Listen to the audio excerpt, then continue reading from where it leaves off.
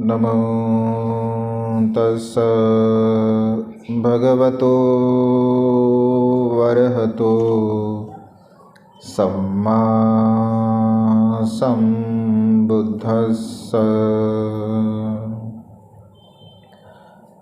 विश्ववंदनीय विश्वशांतिदूत प्रज्ञा शील समाधीचे उद्गाता महान करुणावान करुणेचा सागर तथागत सम्यक संबुद्ध तथागतांचा पावन पवित्र सद्धम्म, त्या सद्धम्माचा सातत्याने प्रचार आणि प्रसार करणारा सदा पूजनीय भिक्खू संघ, बुद्ध धम्म आणि संघ या महान तीन रत्नाचे आम्हा सर्वांना माहिती करून देणारे, आम्हा सर्वांचा आधारस्तंभ भारतीय घटनेचे शिल्पकार बोधिसत्व गुणपेतंग डॉक्टर बाबासाहेब आंबेडकर यांच्या धम्मक्रांतीमध्ये शेवटच्या श्वासापर्यंत समर्पित राहतो।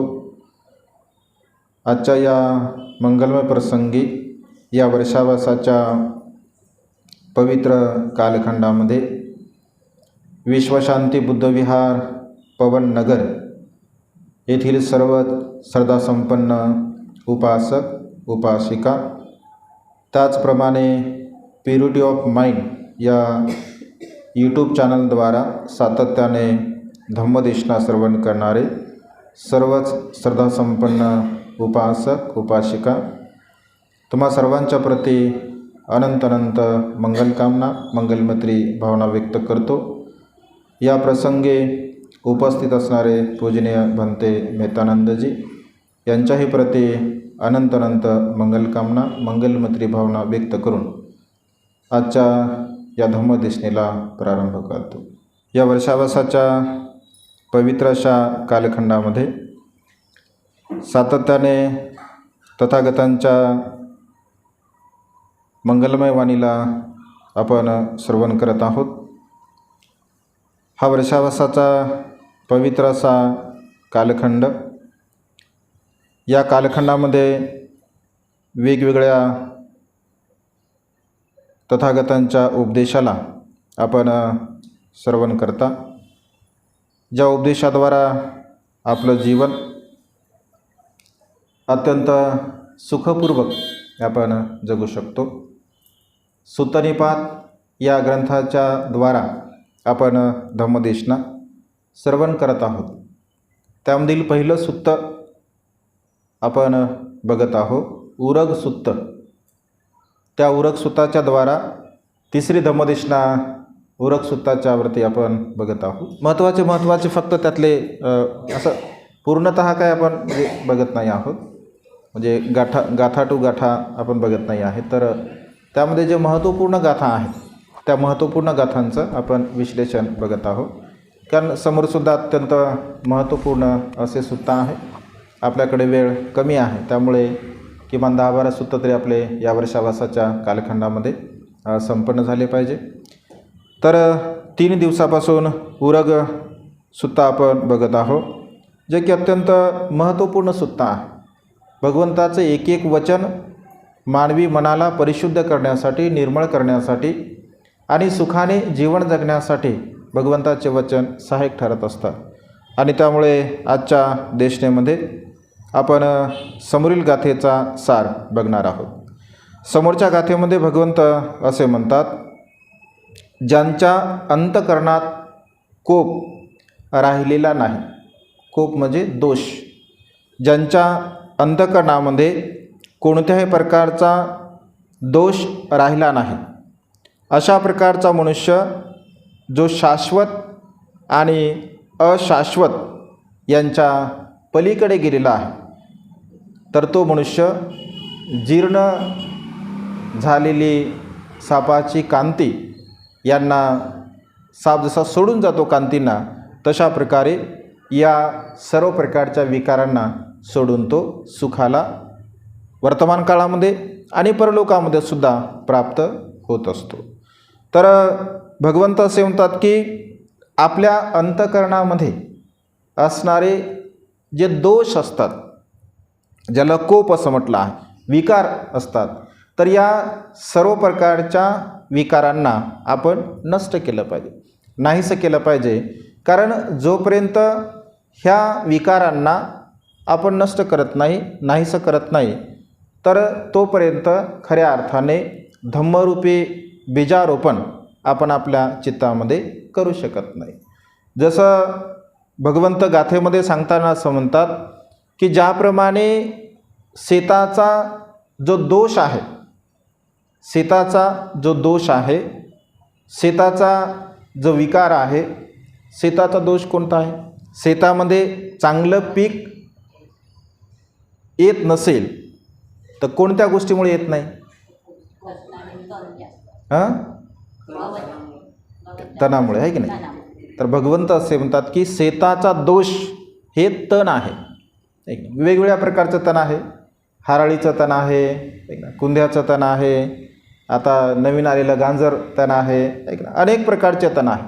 म्हणजे शेताचा जो दोष आहे, तो शेताचा दोष हे तण आहे. अगदी तशाच प्रकारे मनुष्याच्या चित्ताचा जो दोष आहे, जो विकार आहे, ज्याला राग असं म्हटलं आहे, द्वेष असं म्हटलं आहे आणि मोह असं म्हटलं आहे. म्हणजे ज्याप्रमाणे शेतातील तण जर आपण काढलं नाही आणि तण असेल आणि जर आपण त्या तणामध्ये जर पेरणी केली असेल तर कितीही चांगल्या क्वालिटीचं आपण बी जरी पेरलं असेल तरीसुद्धा तिथे योग्य प्रकारचं उत्पन्न होऊ शकत नाही. का? कारण तण, कधीकधी लोक असं म्हणतात ना, तणाने सर्व शेत खाऊन टाकलं असं म्हणतात. एवढं तण झालं का तणाने सर्व शेत खाऊन टाकलं. म्हणजे तण जर जास्त असेल तर त्या शेतामध्ये बी येऊ शकत नाही. अगदी तशाच प्रकारे जर शेताला आपण स्वच्छ केलं, निर्मळ केलं, तर त्या निर्मळ शेतामध्ये तुम्ही जर बी टाकलं तर तुम्ही जी अपेक्षा करता त्याच्यापेक्षा कितीतरी पटीने तुम्हाला उत्पन्न येऊ शकते. अगदी भगवंत असे म्हणतात की शेतीचे प्रकारसुद्धा आहे. चांगल्या प्रकारची शेती आहे, भुसभुशीत काळीशार शेती आहे, त्यानंतर मुरमाडसुद्धा शेती आहे आणि काही शेतीमध्ये दगडधोंडेसुद्धा असतात. तर या शेतीच्या प्रकाराला अनुसरून जो बुद्धिवान शेतकरी असतो, जो ज्ञानी शेतकरी असतो, तर तो शेतकरी त्या जमिनीला पाहून जमिनीमध्ये बी टाकत असतो, पेरणी करत असतो आणि चांगल्या जमिनीमध्ये तो लगेच मिरगाचा पाऊस पडल्याबरोबर त्या ठिकाणी पेरणी करतो, जेणेकरून चांगल्या प्रकारचं पीक आपल्याला मिळावं. प्रज्ञावान मनुष्य, ज्ञानी मनुष्य, भगवंत असे म्हणतात की अशाच प्रकारचा विचाराने तो मनुष्य जगतो. आणि जो शाश्वतवाद आहे, ज्याला शाश्वतवाद म्हटलं आहे, आणि अशाश्वतवाद ज्याला उच्छेदवाद असं म्हटलं आहे. म्हणजे शाश्वतवादामध्ये आणि उच्छेदवादामध्ये आपण या दोन्ही प्रकारच्या सिद्धांतामध्ये जर पडलं असेल, या सिद्धांतामध्ये जर आपण गुरफटून गेलो असेल तर सत्य ज्ञानाला आपण प्राप्त करू शकत नाही. शाश्वतवाद का आहे? तर शाश्वतवाद म्हणजे सत्य आहे, अजरामर आहे, कधीही मरणारं नाही आहे. तर काय मरणार नाही आहे? तर शरीरामध्ये मनुष्याच्या असणारा जो आत्मा आहे, तो आत्मा कधीही मरणारा नाही आहे, तो अमर आहे, अजरामर आहे. मनुष्य जेव्हा मृत्यूला प्राप्त होतो तर एका शरीरातून दुसऱ्या शरीरामध्ये आत्मा प्रवेश करतो. असा सिद्धांत शाश्वतवादाला मानणारे लोक ग्राह्य धरत असतात. जे लोक आत्म्याचा सिद्धांत मानतात आणि शाश्वतवादाला मानतात, तर अशा प्रकारचे लोक शाश्वत सिद्धांत मानतात की आत्मा हा अजरामर आहे, तो नष्ट होणार नाही आहे, त्याला म्हणजे कुठल्याही प्रकारची इजा होत नाही, त्याला दुःख होत नाही, त्याला भय होत नाही. अशा प्रकारची त्यांची ती मान्यता आहे. भगवंत असे म्हणतात की या सिद्धांतामध्ये जे अज्ञानी लोक पडून राहतात शाश्वतवादाच्या सिद्धांतामध्ये, तर ते सत्यज्ञानाला प्राप्त करू शकत नाहीत. दुसरा अशाश्वतवाद ज्याला उच्छेदवाद असं म्हटलं आहे. काही लोक मग असे म्हणतात की मनुष्य जेव्हा मृत्यूला प्राप्त होतो तर ते छिन्न विच्छिन्न होतो, त्याचं काही शिल्लक राहत नाही, त्याचा सर्व उच्छेद होतो, ते पूर्ण नष्ट होते. आणि असेही लोक त्या ठिकाणी उच्छेदवादाने जीवन जगणारे सुद्धा असतात. भगवंतावरती लोक आरोप करायचे की भगवंत उच्छेदवादसुद्धा मानत नाहीत आणि भगवंत शाश्वतवादसुद्धा मानत नाहीत. कारण भगवंताच्या तत्त्वज्ञानामध्ये आत्म्याला कोणत्या प्रकारची संकल्पना मान्य केली नाही आहे. त्यामुळे भगवंताला शाश्वतवादी नाही आहे असं लोक म्हणायचे आणि एका अर्थाने उच्छेदवादीसुद्धा नाही असं म्हणायचे. मग कधीकधी आरोप केल्यानंतर भगवंत म्हणतात, मी एका अर्थाने शाश्वतवादीसुद्धा आहे आणि एका अर्थाने उच्छेदवादीसुद्धा आहे. मग कोणत्या अर्थाने मी शाश्वतवादी आहे? भगवंत असे म्हणतात की जो शाश्वत असा धम्म आहे, जो सनातन असा धम्म आहे, जो धम्म कधीही नष्ट होत नाही, चिरं तिठंतु सद्धम्म, जो धम्म या सृष्टीमध्ये सदा सर्व काळ समान रूपाने फळ देणारा आहे, कधीही नष्ट होणार नाही आहे. तर अशा प्रकारच्या शाश्वत धम्माची मी लोकांना शिकवण देतो. आणि भगवंताचा धम्म हा शाश्वत आहे. कारण भगवंताने सांगितलेले म्हणजे 26 वर्षापूर्वी सांगितलेलं सील, 5 सील समजून की आपण गृहीत धरू, आजही लागू पडते का नाही? आजही लागू पडतं, उद्यासुद्धा ते लागू पडणार आहे. कारण बुद्ध असे म्हणतात की माझा सिद्धांत हा कधीही मरणारा नाही आहे, तो नष्ट होणारा नाही आहे. या सृष्टीमध्ये असणारा तो सिद्धांत असल्या कारणाने, कारण भगवंताचा धम्म हा नैसर्गिक आहे, म्हणजे निसर्गामध्ये उत्पन्न होणारे जे काही सत्य आहेत ते सत्य म्हणजे भगवंताचा सद्धम्म. आणि भगवंत मग एका अर्थाने असं म्हणतात की मला शाश्वतवादी तुम्ही म्हटलं तरी चालेल, कारण मी सत्याचा उपदेश करतो, मी लोकांना सत्य सांगतो, लोकांना सत्य शिकवतो आणि सत्यामध्ये लोकांना मी प्रतिष्ठित करतो. दुसऱ्या बाजूने जर लोक मला अशाश्वतवादी म्हणतील तरीसुद्धा मला ते मान्य आहे. कारण अशाश्वतवादी म्हणजे उच्छेदवादी म्हणजे काय? उच्छेदवादी म्हणजे नष्ट करणे, नाहीसं करणे. मी उच्छेद करतो, मी नष्ट करतो. कशाला नष्ट करतो? तर मी रागाला नष्ट करतो, मी द्वेषाला नष्ट करतो, मी मोहाला नष्ट करतो, मी अनेक प्रकारच्या विकारांना नष्ट करण्याचा उपदेश देतो. या अर्थाने मी उच्छेदवादीसुद्धा आहे. कारण मनुष्याच्या चित्तामधल्या विकाराला नष्ट नाही केलं, रागाला नष्ट नाही केलं, मोहाला नष्ट नाही केलं तर तोपर्यंत मनुष्य कधी सुखाला प्राप्त होऊ शकणार नाही. आणि त्या अर्थाने भगवंत असे म्हणतात मी शाश्वतवादीसुद्धा आहे आणि उच्छेदवादीसुद्धा आहे. म्हणजे तथागतांचा जो सिद्धांत आहे तो सिद्धांत मानवी मनाशी निगडीत आहे, म्हणजे मनुष्याच्या चित्ताशी निगडीत आहे आणि मनुष्याच्या चित्तामध्ये उत्पन्न होणाऱ्या विकाराला नष्ट करण्यासाठी, सहाय्यक ठरण्यासाठी. आणि त्यामुळे भगवंत असे म्हणतात की अशा प्रकारे आपल्या चित्तामध्ये उत्पन्न होणाऱ्या विकाराला एक प्रज्ञावान मनुष्य, ज्ञानी मनुष्य, बुद्धिवान मनुष्य त्याला नष्ट करण्याचा प्रयत्न करत असतो. परंतु जे अज्ञानी लोक असतात, जे अडाणी लोक असतात किंवा जे लोक रूढी असेल, परंपरा असेल, यज्ञयाग असेल, वर्तवैकल्य असेल, अशा प्रकारच्या मिथ्या संकल्पनेमध्ये जर जीवन जगणारी लोक असतील तर ते लोक मात्र या आत्म्याच्या शाश्वतवादाला मानतात. आणि त्या आत्म्याच्या शाश्वतवादाला मानल्यामुळे त्या ठिकाणी त्यांनी केलेले जे कर्म आहे त्या कर्माचा सर्व काही परिणाम त्या आपल्या आत्म्यावरती होणार आहे, अशा प्रकारचा संकल्प ते म्हणजे मनामध्ये निर्माण करतात आणि त्या विचाराने ते जगत असतात. परंतु भगवंत असे म्हणतात की इथे आत्मा वगैरे काही नाही आहे आणि त्यामुळे ते लोक सत्यापर्यंत पोहोचू शकत नाहीत किंवा सत्य त्यांना कधी प्राप्त होऊ शकत नाही. उच्छेदवादी लोक सुद्धा म्हणतात की मनुष्य मृत्यूला प्राप्त झाल्यानंतर सर्व काही संपतं, पण सर्व काही संपतं असं नाही आहे. भगवंत असे म्हणतात की कारण कालच आपण विस्तार रूपाने बघितलं की मनुष्य जोपर्यंत त्याच्या तृष्णा म्हणजे नष्ट होत नाहीत, नाहीशा होत नाहीत, तोपर्यंत मनुष्य पुन्हा पुन्हा या संसारामध्ये जन्म ग्रहण करत असतो. कारण मनुष्य एकदा मृत्यूला प्राप्त झाला म्हणजे त्याचं सर्व संपलं असं नाही आहे. मनुष्याच्या तृष्णा पुन्हा पुन्हा त्याला या भवामध्ये उत्पन्न करण्यासाठी सहाय्यक ठरत असतात आणि त्यामुळे अशा प्रकारच्या सिद्धांताने जीवन जगणारे जे लोक असतात तर ते दुःखपूर्ण जीवन जगतात असं भगवंतांनी म्हटलं आहे. कारण सत्यज्ञानाला ते जाणत नाहीत, समजून घेत नाहीत.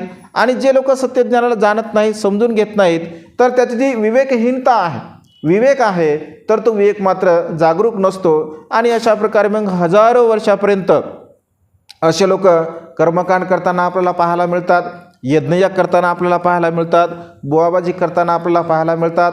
आणि वर्षानुवर्ष अशा प्रकारच्या रूढी आणि संकल्पनेमध्ये मनुष्य केवळ अशा प्रकारचं आचरण करत असल्यामुळे जे सत्य सुख आहे, जे खरं सुख आहे, जे शाश्वत सुख आहे, जे सुख मनुष्याला दीर्घकाळापर्यंत प्रसन्नता, आनंद प्राप्त करून देणारा आहे, तर ते सुख मनुष्याला कधीही प्राप्त होऊ शकत नाही. अशा प्रकारचा अर्थ या गाथेमध्ये सांगितला गेला आहे. दुसऱ्या गाथेमध्ये भगवंत असे म्हणतात, ज्यांच्या अंतकरणातील वितर्क समूळ नष्ट झाला आहे, तर तो मनुष्य जीर्ण झालेली कातडी, जीर्ण झालेला कात ज्याप्रमाणे साप सोडून देतो, अगदी तशाच प्रकारे ज्ञानी मनुष्य या वितर्काला नष्ट करतो, नाहीसं करतो. वितर्क, मनुष्य वितर्क म्हणजे काय? तर्क लावणे, तर्क लावणे, वितर्क लावणे आणि कुतर्क लावणे. एक ना, तर्क, अनेक लोक तर्क लावतात, वितर्क लावतात आणि कुतर्कसुद्धा म्हणजे लावतात. भगवंत असे म्हणतात की तर्क लावणे, वितर्क लावणे इथपर्यंत ठीक आहे, पण कुतर्क जर मनुष्य लावत असेल तर त्याची मात्र हानी होत असते. आणि या तर्काला वितर्क 3 प्रकारचे भगवंताने सांगितले आहे. एक प्रामुख्याने आहे काम वितर्क, दुसरा आहे व्यापाद वितर्क आणि तिसरा आहे विहिंसा वितर्क. हे 3 वितर्क मनुष्याच्या चित्तामध्ये सदा सर्व काळ उत्पन्न होत असतात, सदा सर्व काळ उत्पन्न होत असतात. आणि सदा सर्व काळ हे वितर्क उत्पन्न झाल्यामुळे मनुष्य पुन्हा पुन्हा या संसारामध्ये दुःखाला प्राप्त होत असतो. जसं कामवितर्क आहे, कामभाव, यापूर्वीच्या देशनेमध्ये सुद्धा आपण बघितलं. कारण चित्तामध्ये जर कामभाव असेल, कामराग असेल, त्याला एक चित्ताचं खील असं म्हटलं आहे, म्हणजे चित्तावरील निवरण असं म्हटलं आहे. म्हणजे चित्तावर जसं भांड्यावरती झाकण जर आपण ठेवलं असेल, तर भांड्यावरती झाकण ठेवल्यानंतर जर त्यामध्ये आपण पाणी टाकण्याचा प्रयत्न करत असेल, तर पाणी भांड्यात जाऊ शकेल का? जाऊ शकणार नाही, कारण ऑलरेडी आपण त्याच्यावरती झाकण ठेवलेलं आहे. अगदी तशाच प्रकारे काम वितर्काचं झाकण जर चित्तामध्ये असेल, तर मग कितीही चांगल्या प्रकारचे विचार असतील किंवा आपण ते श्रवण करत असेल, तर ते विचार आपल्या चित्तामध्ये जाऊ शकत नाही, की चित्तापर्यंत ते पोहोचू शकत नाहीत. त्यामुळे हा जो काम वितर्क आहे, या काम वितर्काला पूर्णपणे आपण नष्ट करण्याचा प्रयत्न केला पाहिजे. कारण मनुष्याच्या जीवनामध्ये हा सर्वात मोठा दोष आहे, मनुष्याच्या जीवनामधला हा सर्वात मोठा अडथळा आहे. आणि ज्या मनुष्याने, कारण हा अडथळा एवढा भयानक आहे, हा अडथळा अनागामीपर्यंत असतो. म्हणजे कामभाव जो असतो, काम विकार जो असतो, तो अनागामी अवस्थेपर्यंत असतो. म्हणजे श्रोतापन्न अवस्थेमध्ये 3 प्रकारचे बंधनं नष्ट होतात, सकृतागामी अवस्थेमध्ये पुन्हा 2 म्हणजे 5 प्रकारचे बंधन नष्ट होतात. आणि पुन्हा त्या ठिकाणी श्रोतापन्न, सकृतागामी, अनागामी अवस्थेमध्ये हा काम वितर्क नष्ट होतो. म्हणजे बघा, या दोनही अवस्थेमध्ये, श्रोतापन्न आणि सकृतागामी अवस्थेमध्ये सुद्धा काम वितर्क भाव जागरूक असतो, म्हणजे शाबूत असतो मनुष्याच्या मनामध्ये. आणि हा एवढा घट्ट बसलेला असतो, कारण मनुष्य श्रोतापन्न, सकृतागामी या अवस्थेमध्ये जर मृत्यूला प्राप्त झाला, तर पुन्हा केवळ आणि केवळ हा कामभाव, काम वितर्क, कामराग मनुष्याला पुन्हा जन्म घेण्यासाठी सहाय्यक ठरत असतो. आणि पुन्हा पुन्हा या संसारामध्ये मनुष्य उत्पन्न होत असतो. त्यामुळे या कामभावाला, काम वितर्काला आपल्या प्रज्ञाचक्षुने आपण जाणलं पाहिजे, समजून घेतलं पाहिजे. कारण प्रज्ञाचक्षुने जर आपण समजून घेत असेल, तरच हा काम भाव आपण नष्ट करू शकतो. जसं बुद्धाने त्यांच्या धम्मग्रंथामध्ये बाबासाहेबांनी लिहिलेलं आहे बघा. आपण बघतो की सिद्धार्थ गौतमाला वाचवण्यासाठी, म्हणजे संसारामध्ये राहण्यासाठी राजा सिद्धोधन किती प्रयत्न करतो. त्यांच्यासाठी अंतःपुरण निर्माण केले जातात. कशासाठी? कारण त्या काळामध्ये अशा प्रकारची एक प्रथा होते आणि संसारामध्ये जर मनुष्याला जर टिकून ठेवायचं असेल किंवा संसारामध्ये मनुष्य राहिला पाहिजे असं जर वाटत असेल तर कामभाव हा महत्त्वपूर्ण आहे संसारिक लोकांसाठी, अशी मान्यता होते. आणि त्यामुळे अंतःपुर निर्माण केलं गेलं. वेगवेगळ्या प्रकारच्या तरुणींचं अंतःपुर निर्माण केलं गेलं. म्हणजे कमी वयाच्या तरुणी होत्या, मध्यम वयाच्या तरुणी होत्या, त्याच्यापेक्षा अधिक वयाच्या तरुणी होत्या. उद्देश एकच होता की सिद्धार्थ गौतमाने या काम वितर्कामध्ये गुंतून राहावं आणि गुंतून राहिल्यानंतर पुन्हा तो संसार सोडणार नाही किंवा ग्रहत्याग करणार नाही अशा प्रकारे त्यांना वाटलं. आणि त्या स्त्रियासुद्धा अनेक प्रकारचे प्रयत्न करत असतात, कारण त्याच्यासाठीच त्यांना ते अंतःपुर निर्माण केलं जातं. महिन्याने, मला वाटतं 6 महिन्यापर्यंत अशा प्रकारचा तो प्रयत्न त्या ठिकाणी चालतो. परंतु सिद्धार्थ गौतम अचल असतो. त्यांच्या चित्तामध्ये कुठल्याही प्रकारचा असा भाव उत्पन्न होत नाही, कारण त्यांची स्वभावता जी प्रज्ञा असते ती प्रज्ञा विकसित असते. आणि प्रज्ञा विकसित असल्यामुळे ते असं म्हणतात की यांना का समजत नसेल. ते स्मितहास्य करतात आणि स्मितहास्य करून म्हणतात की या यांना का समजत नसेल की हे तारुण्य क्षणभंगूर आहे, परिवर्तनशील आहे, बदलणारा आहे, मातीमध्ये मिसळणारा आहे. आणि हे क्षणभंगूर ज्या सुखाच्या अपेक्षेमध्ये मनुष्य जीवन जगतो आणि ते जर क्षणभंगूर असेल, ते जर नष्ट होणार असेल, ते जर बदलणार असेल तर त्या सुखाच्या पाठीमागे लागून वर्तमान काळामध्ये आपण त्या दुःखामध्ये का पडावं. अशा प्रकारे सिद्धार्थ गौतम त्या ठिकाणी विचार करतात. आणि ते म्हणतात की ज्याप्रमाणे एखादा कावळा एखाद्या हड्डीला, म्हणजे एखादा कावळा एखाद्या मासाला पाहतो आणि मासाला पाहिल्यानंतर तो मांस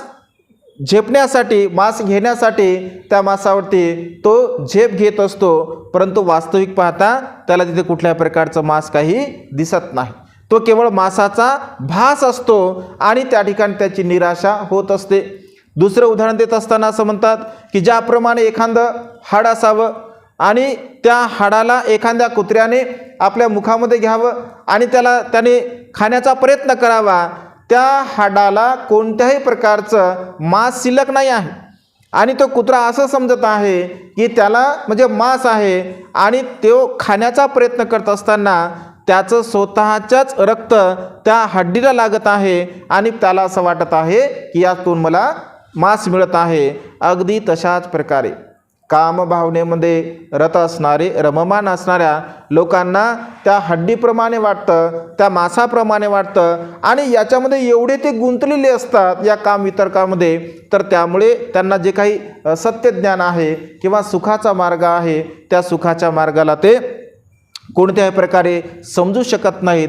म्हणून मनुष्याच्या जीवनामध्ये हा सर्वात मोठा अडथळा काम वितर्काचा आहे. वितर्क हा जो काम भाव आहे याला पूर्णपणे नष्ट करण्याचा प्रयत्न केला पाहिजे. आणि जो मनुष्य याला नष्ट करतो तर तो खऱ्या अर्थाने सुखाला प्राप्त होत असतो. त्यानंतर दुसरा वितर्क आहे व्यापाद वितर्क.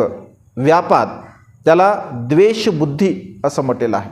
व्यापाद वितर्क म्हणजे मनुष्याच्या चित्तामध्ये जर द्वेषबुद्धी असेल, मनुष्याची प्रसन्नता नसेल, द्वेषभाव जर मनुष्याच्या चित्तामध्ये असेल तर द्वेषभाव, वैरत्वाचा भाव, नहि वेरे न वेराने समंतिदं कुदाचनं अवेरेनच संमंती यस्सधमो सनंतनो.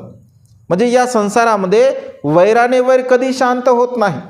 जर वैरत्वाला तुम्हाला शांत करायचं असेल तर तुमच्या चित्तामध्ये अवैर भाव उत्पन्न करावा लागतो. जर अवैर भाव उत्पन्न करायचा असेल, हा सनातन धर्म आहे, म्हणजे वर्षानुवर्ष हा धर्म चालत आलेला आहे. शत्रुत्वावरती, द्वेषावरती जर तुम्हाला विजय प्राप्त करायचा असेल तर तुमच्या चित्तामध्ये मैत्रीभाव उत्पन्न होणं अत्यंत गरजेचं आहे. मैत्रीभाव जर उत्पन्न होत नसेल तर तुमच्या चित्तातील जो व्यापाद वितर्क आहे तो व्यापाद वितर्क तुम्ही कधीही नष्ट करू शकणार नाही. आणि त्यामुळे हा जो द्वेषभाव आहे, या द्वेषाची जी बीजं असतात, या द्वेषाची बीजं भगवंत असे म्हणतात की पिढ्याने पिढ्या, दर पिढ्याने पिढ्या चालत असतात. वैरत्व आपण बघतो पिढ्यानपिढ्या वैरत्व आपल्याला पाहायला मिळतं. आणि द्वेष करण्यासाठी, वैरत्व करण्यासाठी एखादा शत्रूच असावा लागतं असं नाही आहे. म्हणजे शत्रूवरतीच मनुष्य द्वेष करतो असंही नाही आहे. तर आपल्या परिवारामध्ये असणारा जो व्यक्ती आहे त्यांच्याप्रतीसुद्धा आपण द्वेष करू शकतो. आपल्या मुलाचाही द्वेष करू शकतो, आपल्या पत्नीचा द्वेष करू शकतो, आपल्या पतीचा द्वेष करू शकतो, आपल्या मुलीचा करू शकतो. म्हणजे घरातल्या परिवारातील लोकांचा सुद्धा मनुष्य द्वेष करू शकतात. काही कारणास्तव किंवा काही वैरत्व भाव उत्पन्न होत असेल तर त्या ठिकाणी ते द्वेषाची भावना मनुष्याच्या मनामध्ये निर्माण होत असते. आणि या द्वेषाचे जे बीज असतात तर ते बीज म्हणजे जन्मांजन्मांपर्यंत आपल्यासोबत असतात. त्यामुळे हा जो व्यापाद वितर्क आहे, या व्यापाद वितर्काला आपण पूर्णपणे म्हणजे द्वेषाची जी भावना आहे, वैरत्वाची जी भावना आहे, याला आपण नष्ट केलं पाहिजे. कारण आपण जर वैरत्व करत असेल, भगवंत असे म्हणतात की मनुष्याचं जीवन हे अनित्य आहे, क्षणभंगूर आहे, परिवर्तनशील आहे. केव्हा कधी कुठे मनुष्य मृत्यूला प्राप्त होणार नाही. आणि जर प्राप्त होईल आणि मनुष्य जर मृत्यूला प्राप्त होत असेल तर मग त्याचा जो द्वेष आहे, त्याचा जो व्यापाद आहे, तर त्याच्या तो सोबत येणार आहे का? येणार नाही आहे. परंतु मनुष्य याला जाणत नाही, मनुष्य याला समजून घेत नाही. आणि समजून न घेतल्यामुळे, त्याला न जाणल्यामुळे मनुष्य अशा प्रकारचा व्यापाद निर्माण करत असतो. भगवंत असे म्हणतात की हा द्वेषभाव, हा व्यापाद भाव आपल्या मनामध्ये आपल्याला म्हणजे दुःख उत्पन्न करण्यासाठी सहाय्यक ठरत असतो. ज्याप्रमाणे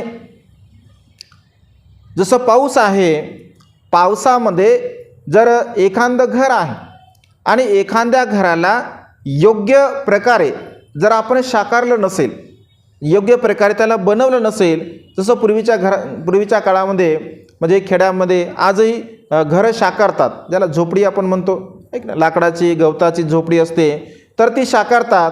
ती जर योग्य प्रकारची साकारली नाही तर त्याच्यामध्ये पावसाचं पाणी शिरत असते. पण तिला जर योग्य प्रकारे जर साकारलं तर पावसाचं पाणी शिरत नाही. जसं आपल्याकडे जर आपण विचार केला, स्लॅब जर चांगला पडला तर गळत नाही, स्लॅब जर चांगला पडला तर गळत नाही. परंतु चांगला जर नाही पडला असेल तर मग पुन्हा आपल्याला वरून वॉटरप्रूफ करावं लागतं किंवा अनेक प्रकारच्या भानगडी वाढत असतात. अगदी तशाच प्रकारे मनुष्याच्या चित्ताला जर आपण प्रसन्न केलं नाही, मनुष्याच्या चित्ताचे मधील हे जे उत्पन्न होणारे विकार आहे, व्यापाद आहे, द्वेषबुद्धी आहे, तर या द्वेषबुद्धीला आपण पूर्णपणे नष्ट करण्याचा प्रयत्न केला पाहिजे. कारण मनुष्याचं वैरत्व अगदी छोट्या छोट्या गोष्टीवरून सुद्धा उत्पन्न होऊ शकते. सिद्धार्थ गौतमाला परिवर्ज्य घेण्यासाठी काय कारणीभूत ठरलं? केवळ रोहिणी नदीचं पाणी. म्हणजे अगदी निसर्गाने दिलेलं जे पाणी आहे, या पाण्यावरून सुद्धा वाद झाला शाक्य आणि कोली यांच्यामध्ये. म्हणजे पाणीसुद्धा युद्ध पेटण्यासाठी, युद्ध करण्यासाठी, द्वेष निर्माण करण्यासाठी म्हणजे सहाय्यक ठरलेला आहे. बाबासाहेबांनी सुद्धा पाण्यासाठी सत्याग्रह केला, 14 तारखेचा सत्याग्रह पाण्यासाठी केला. आणि पाण्यासाठी सत्याग्रह करत असताना तिथे सुद्धा ते काय सहजासहजी प्राप्त झाले नाही, तिथे सुद्धा लोकांना मारलं गेलं. म्हणजे मनुष्याच्या चित्तामध्ये हे जे द्वेषाचे बीज पेरले जातात, तर ही द्वेषाची बीज अनंत काळापर्यंत मनुष्य चित्तामध्ये निर्माण करत असतो. आणि त्या द्वेषाच्या बीजाद्वारा मनुष्य समोरचा व्यक्ती कोण आहे, कशा प्रकारचा आहे, कोणत्या पदाला प्राप्त झालेला आहे, याचं भानसुद्धा मनुष्याला राहत नाही. देवदत्त भगवंताच्या प्रती म्हणजे सिद्धार्थ गौतम असताना हंस पक्षाच्या वरून आपण बघतो की त्यांच्यामध्ये वैरत्व द्वेषभावना उत्पन्न झाली. अगदी संसारामध्ये राहून सुद्धा तो द्वेष करत होता. भिक्षू झाला, भिक्षू जीवनामध्ये आला तरीसुद्धा द्वेष करू लागला. म्हणजे अगदी शेवटच्या क्षणापर्यंत त्याने भगवंताचा द्वेष केला. कारण व्यापाद वितर्क मनुष्याच्या चित्तामध्ये जर त्याचा संस्कार जर घट्ट बसलेला असेल, त्याची मुळं जर मजबूत असतील तर ते सहजासहजी काही निघत नाही. आणि त्यामुळे ज्या मनुष्याला असं वाटतं की मी सुखपूर्वक माझं जीवन जगण्याचा प्रयत्न केला पाहिजे, तर त्या मनुष्याने व्यापाद वितर्क द्वेष भावनेला पूर्णपणे नष्ट करण्याचा प्रयत्न केला पाहिजे. आणि जो मनुष्य या द्वेष भावनेला आपण नष्ट करत असेल, नाहीसं करत असेल तर सुखाच्या अवस्थेला तो प्राप्त होऊ शकतो. त्यानंतर विहिंसा वितर्क, म्हणजे जी हिंसा आहे, विहिंसा म्हणजे हिंसा करणार नाही. कारण हिंसा जर मनुष्य करत असेल, हिंसेचा भाव जर मनुष्याच्या चित्तामध्ये असेल तर तोही एक विकार, वितर्क मनुष्याला दुःखाला कारणीभूत ठरत असतो. दुःख प्राप्त होण्यासाठी तो सहाय्यक ठरत असतो आणि त्यामुळे कुठल्याही प्रकारच्या प्राण्यांची हिंसासुद्धा आपल्याकडून झाली नाही पाहिजे. कारण प्राण्यांची हिंसा झाल्यानंतरसुद्धा मनुष्याला अनेक प्रकारच्या दुःखाला प्राप्त व्हावं लागतं. आणि जो मनुष्य अशा प्रकारच्या दुःखाला जर प्राप्त करत असेल तर त्याचं मनुष्यत्व त्याला प्राप्त होऊन कोणत्याही प्रकारचा लाभ नाही आहे. आणि त्यामुळे या संसारामध्ये ज्याला असं वाटतं की माझं जीवन अत्यंत सुखपूर्वक झालं पाहिजे तर त्याने कामवितर्क, व्यापाद वितर्क आणि विहिंसा वितर्क या 3 प्रकारच्या वितर्काला नष्ट केलं पाहिजे, नाहीसं केलं पाहिजे. अशा प्रकारे भगवंताने दुसऱ्या गाथेमध्ये उपदेश दिला आहे. त्यानंतरच्या समोरच्या गाथेमध्ये बुद्ध असे म्हणतात, जो पुढे धाव घेत नाही व मागेही धाव घेत नाही. जो पुढेही धाव घेत नाही आहे आणि मागेसुद्धा धाव घेत नाही आहे, अशा प्रकारचा व्यक्ती, जीर्ण झालेला सर्प जशा प्रकारे आपली कांती टाकत असतो तशा प्रकारे तो मनुष्य आपल्या सर्व प्रकारच्या या संसारिक जे काही दुःख आहे, या सर्व प्रकारच्या सांसारिक दुःखाला तो पार करतो आणि सुखाच्या अवस्थेला तो प्राप्त करत असतो. तर पुढे जाणे म्हणजे काय, पुढे जाणे म्हणजे काय आणि मागे येणे म्हणजे काय. तर पुढे जाणे म्हणजे अति विचार करणे, विचारामध्ये सतत गुंतत राहणे. काही लोक समोरचा फार विचार करत असतात. भगवंत असे म्हणतात की म्हणजे अति विचार करणारा मनुष्य, समोरच्या विचारामध्ये केवळ गुंतणारा मनुष्य, जसं की भविष्यामध्ये काही लोक केवळ भविष्यामध्ये जीवन जगत असतात की मी भविष्यामध्ये असं करेल, मी भविष्यामध्ये तसं करेल. आणि अशा प्रकारे जर विचार करत असेल मनुष्य केवळ भविष्याचं, म्हणजे केवळ स्वप्नवत ज्याला आपण जीवन म्हणतो, काही लोक स्वप्नवत जीवन जगत असतात. आणि स्वप्नवत जीवन जगणारा मनुष्य, जसं ते एक उदाहरण आहे बघा, शेख चिलीचं उदाहरण आहे. माहीत आहे तुम्हाला शेख चिलीचं उदाहरण? ते शेख चिलीसारखं म्हणजे झालं नाही पाहिजे. कारण मनुष्य जर अतिविचार करत असेल, म्हणजे स्वप्नामध्ये कधी मनुष्य जीवन जगत असतो. एक शेख चिली नावाचं एक छोटंसं उदाहरण आहे. असं म्हटलं आहे की एक व्यक्ती त्याला म्हणजे तो लाकूड तोडत असतो. लाकूड तोडत असताना जे लाकूड तो तोडतो अगदी त्याच फांदीवरती तो बसत असतो. लाकूड फांदीवरती बसला आणि समोरून तो लाकूड तोडत आहे. आणि एक भला माणूस रस्त्याने जातो आणि त्याला म्हणतो की अरे, ही फांदी तू तोडत आहे, जी फांदी तू तोडत आहे त्याच तर फांदीवर तू बसलेला आहे. तर तो म्हणतो असं कसं होऊ शकते, फांदी मी बसलो इकडे आहे, फांदी तर तिकडे गेलेली आहे. कारण ती फांदी मुळापासून पण आलेली असते. आता एवढी बुद्धी त्याला नसते ना की ती फांदी म्हणजे बुडापासून आलेली आहे, आपण इकडून बसलेला आहोत, आणि तो तोडतो. आता तोडल्यानंतर जे होणार आहे ते होतच, ती फांदी तुटते आणि खाली पडते. त्याला असं वाटतं की अरे, हा माणूस काहीतरी म्हणजे फार विद्वान आहे, फार ज्ञानी आहे, मग याच्याकडून आपण काहीतरी जीवन जगण्याचा सल्ला घेतला पाहिजे. आणि तो त्याला म्हणतो की तुम्ही काहीतरी मला असा मंत्र द्या किंवा काहीतरी तुम्ही मला सांगा की माझं हे जीवन जे आहे ते अत्यंत दुःखपूर्ण आहे, तर या दुःखपूर्ण जीवनाला मला सुख कसं प्राप्त होईल यासाठी तुम्ही सांगा. तर तो म्हणतो मी कसं काय सांगू शकतो, असं नाही आहे, तुम्हाला कसं माहीत की फांदी तुटणार आहे आणि मी खाली पडणार आहे. जर हे तुम्हाला माहीत आहे तर तुम्हाला सुखी जीवनाचा मार्गसुद्धा माहीत असेल. आणि खूपच आग्रह करते तर त्याला असं वाटतं की याचा पिच्छा सोडला पाहिजे. काही लोक हुशार असतात, लगे तो असं म्हटलं आहे, एक धागा काढतो आणि त्याच्यात हाताला बांधतो आणि तो म्हणतो की हा धागा जर तुटला तर समजा तू मृत्यूला प्राप्त होणार आहे. आता तो धागा साधा असतो, तो काय जास्त दिवस थोडा चालतो, तो धागा तुटतो. तो धागा म्हणजे तुटत असतो आणि तो धागा तुटल्यानंतर त्याला असं वाटतं की मी आता मेलो.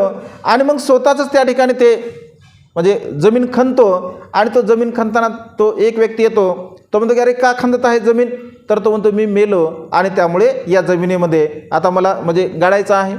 तर तो अरे तू कसं काय मेला आहे, तू जर मेला असशील तर तू जमीन कशी काय खोदली असती. तू मेला, तू तर जिवंत आहे. नाही नाही नाही, तो म्हणतो की ते एका व्यक्तीने मला सांगितलं की तुझ्या हाताचा जो धागा आहे तो धागा जर तुटला तर तू मेला असं समजून घे. मग तो व्यक्तीला समजून सांगतो की अरे असं काही नाही आहे, ये मी तुला काम सांगतो आणि त्या कामाचा तुला मी मोबदला देतो.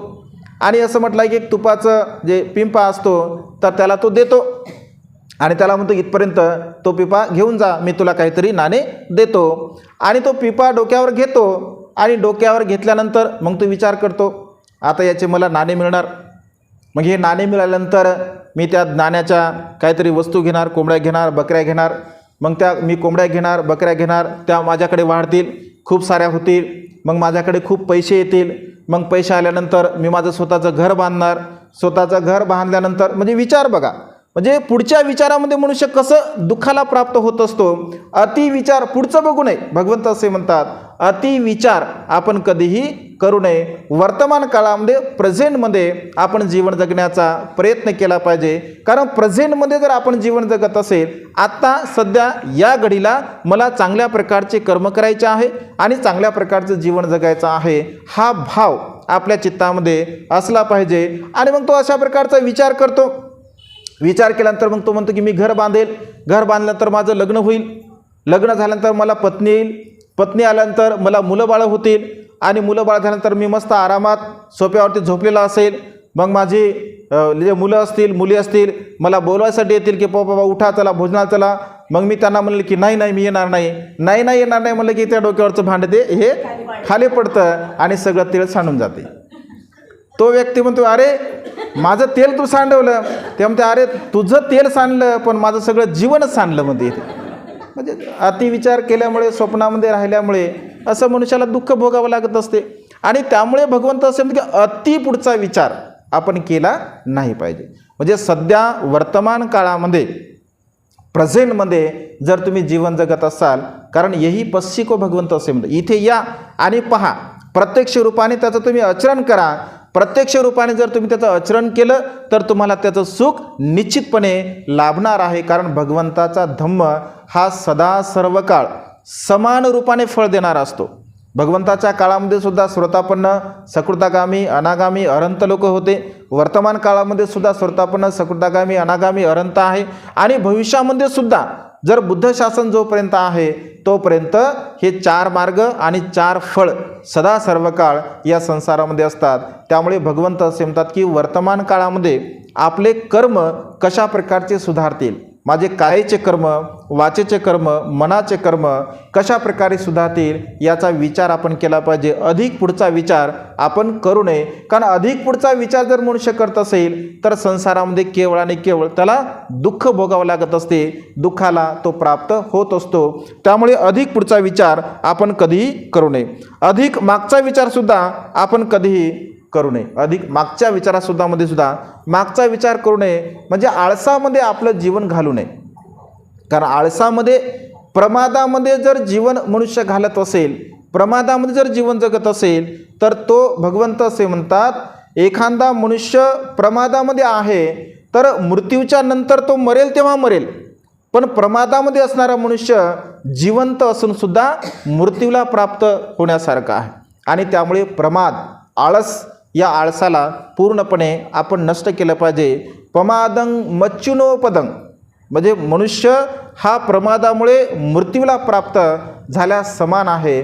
आणि त्यामुळे या प्रमादाला आपण पूर्ण नष्ट केलं पाहिजे. उत्साही असलं पाहिजे, मनुष्याने उत्साही असलं पाहिजे. कारण उत्साही असणारा मनुष्य धम्माचं आचरण खूप चांगल्या प्रकारे करू शकतो. कारण प्रमादी मनुष्य, आळशी असणारा मनुष्य म्हणजे चालढकल करत असतो. एक आळशी माणसाचे लक्षणं सांगताना भगवंत असे म्हणतात, आळशी माणूस असं म्हणतो की आता फार थंडी आहे, आता फार थंडी आहे, थोड्या वेळानं करूया. तो पुन्हा म्हणतो आता जरा पाऊस सुरू आहे, जरा थोड्या वेळानं करूया. ऐक ना, आता फारच ऊन आहे, जरा थोड्या वेळानं करूया. असं होतं आपल्या बाबतीमध्ये सुद्धा. जरा पाऊस सुरू आहे, जाऊ का नाही विहारामध्ये, पाऊस याला कोणी येतं का नाही काय माहीत नाही. पावसामुळं सकाळी सकाळी जर समजा साधनेला तुम्ही आले थंडीमध्ये, खूपच थंडी आहे, जरा अभ्यास करणाऱ्या विद्यार्थ्यांचं काय असतं बघा, विशेष रूपाने विद्यार्थी याच्यामध्ये आज खूप थंडी आहे मम्मी, मी काय उठणार नाही, मी काय अभ्यास करणार नाही. आणि अति थंडी असल्यामुळे, ऊन असल्यामुळे सुद्धा म्हणतात की आता खूप ऊन आहे, आता काय काम करण्यामध्ये मजा नाही आहे. पाऊस आला तरी पावसाला दोष देतात आणि नाही आला तरी पावसाला दोष देतात. पाऊस आला तर म्हणतात की काऊन नाही आला, काऊन उघडण झाला, आणि पाऊस नाही आला तर म्हणतात की काऊन पाऊस येईन झाला. म्हणजे मनुष्याचा हा स्वभाव आहे, आळसी मनुष्याचा हा स्वभाव आहे की तो पावसाळ्यामध्ये सुद्धा कारणं दाखवतो, तो हिवाळ्यामध्ये सुद्धा कारणं दाखवतो आणि तो उन्हाळ्यामध्ये सुद्धा कारणं दाखवतो. परंतु जो मनुष्य प्रज्ञावान आहे, जो मनुष्य उत्साही आहे, तर तो मनुष्य या क्षणी याचा विचार करतो की नाही मला या क्षणी म्हणजे उठायचं आहे किंवा या क्षणी मला या कामाला सुरुवात करायची आहे, आणि त्या क्षणी त्या मनुष्याने जर कार्य केलं असेल तर तो यशस्वी होत असतो, यशाला प्राप्त करत असतो. बाबासाहेबांनी जर म्हटलं असतं की आता फार ऊन आहे, फार थंडी आहे, फार गरमी आहे, नंतर संविधान लिहू, तर झालं असतं का? एक नंतर अभ्यास करू असं म्हटलं तर झालं असतं का? नाही. कारण बाबासाहेबांनी 18 घंटे 22 घंटे बाबासाहेबांनी अभ्यास केला. संविधान लिहित असताना इंग्लंडमध्ये असेल, अमेरिकेमध्ये असेल, लंडनमध्ये असेल, हा अभ्यासक्रम पूर्ण करताना. कारण उत्साह, मनुष्याच्या चित्तामध्ये जर उत्साह असेल तर तो मनुष्य आपल्या जीवनामध्ये यशस्वीता प्राप्त करू शकतो. परंतु आळसी मनुष्य, प्रमादी मनुष्य कधीही सुखाला प्राप्त होऊ शकत नाही, आणि त्यामुळे आळसाला आपण पूर्णपणे नष्ट करण्याचा प्रयत्न केला पाहिजे. अशा प्रकारे या छोट्या छोट्या गाथेच्या द्वारा भगवंताने हे उपदेश दिलेले आहे. या उपदेशाला आपण जाणलं पाहिजे, समजून घेतलं पाहिजे, आणि आपल्या जीवनामध्ये ही जी सत्यता आहे, हा जो उपदेश आहे, या उपदेशाला आपल्या जीवनामध्ये आपण प्रत्यक्ष रूपाने प्रॅक्टिकली त्या धम्माला, त्या तत्वाला आपल्या जीवनामध्ये उतरवण्याचा आपण प्रयत्न केला पाहिजे, आणि आपलं मानवी जीवन सुखाच्या मार्गाकडे घेऊन जाण्याचा प्रयत्न केला पाहिजे. आजच्या या मंगलमय प्रसंगी अधिक न बोलता ही धम्मदेशना येथे संपन्न करतो. सर्वांचं मंगल हो, सर्वांचं कल्याण हो, सर्वांना दीर्घायुष्य लाभो.